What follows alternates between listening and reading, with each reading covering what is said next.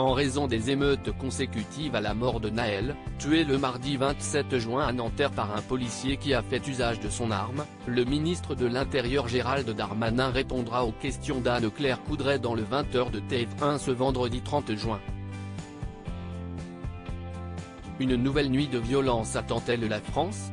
Jeudi 29 juin, pour la troisième fois consécutive, des émeutes ont éclaté dans de nombreuses villes françaises, malgré la mobilisation de 40 000 policiers et gendarmes.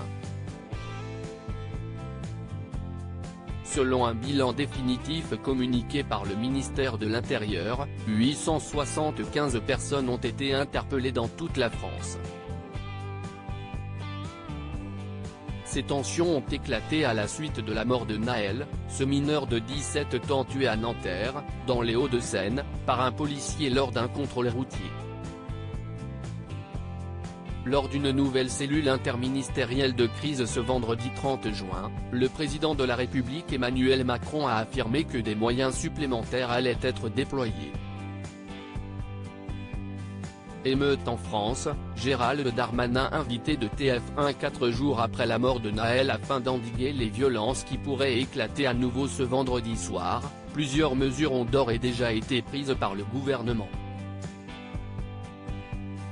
Le ministre de l'Intérieur Gérald Darmanin a notamment demandé au préfet d'arrêter la circulation des bus et tramways après 21h sur tout le territoire, et ce tous les soirs jusqu'à nouvel ordre.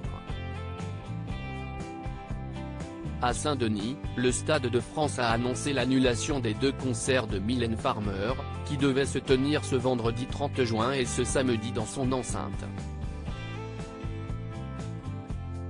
Dans ce cadre-là, Gérald Darmanin sera l'invité d'Anne-Claire Coudray dans le 20h de TF1, vient d'annoncer la chaîne dans un communiqué.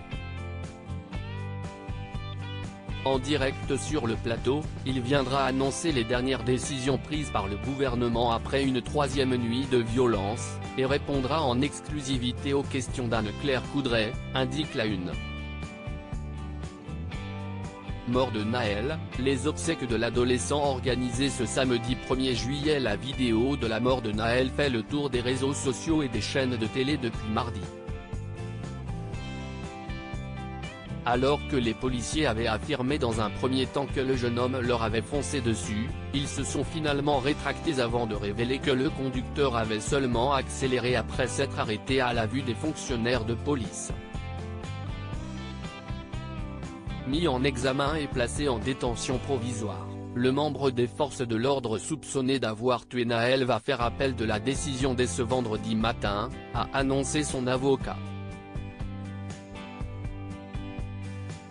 Les obsèques du garçon de 17 ans doivent se tenir ce samedi 1er juillet à Nanterre.